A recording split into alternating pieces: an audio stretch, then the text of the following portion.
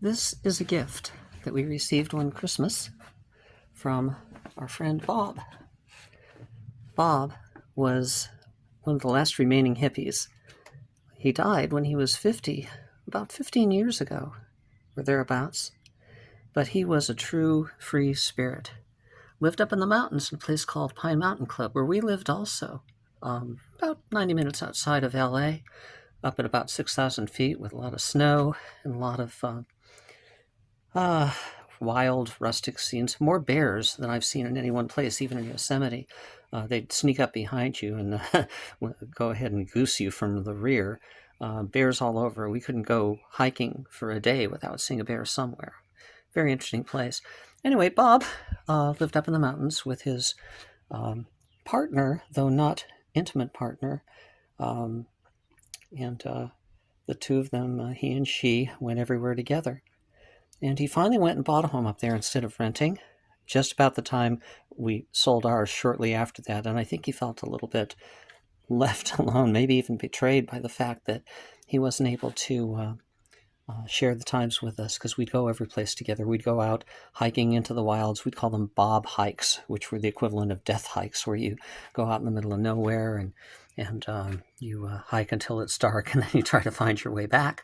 But good old Bob, he'd always guide us home one way or another, or he'd disappear and we'd have to find our own way, which happened more often than not.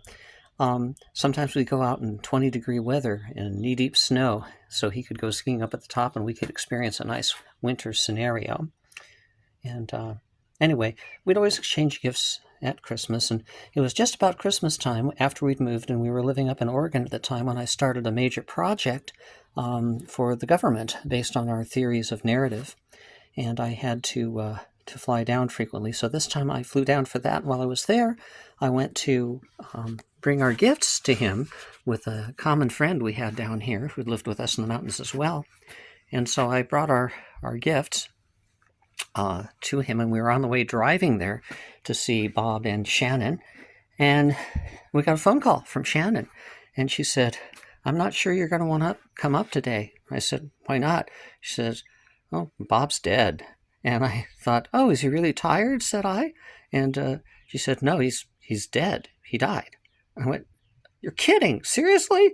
Well, it turns out he was in the hot tub, and he asked her to go get a beer, and when she came back, he died of a heart attack.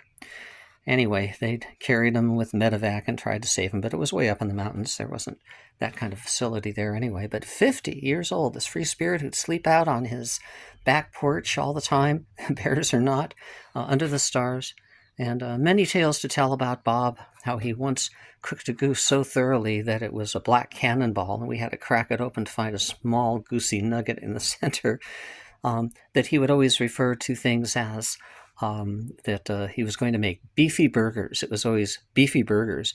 And he had this way of talking, too, that was very interesting. He'd always greet me by saying, "Well, hey, Miss Melanie," just like that. "Well, hey, Miss Melanie." And he was a wonderful guy. When we hiked, I would come up with a phrase like, we would talk about that we needed to have bear canisters on the trip, and we'd take them along. And when we needed to get to the bear canisters to hold our food so the bears wouldn't eat it, I would say, "Bear canister," and he would reply with the same thing, "Bear canister." And so the two of us would often do it in unison. "You know, it's time to open up the bear canister."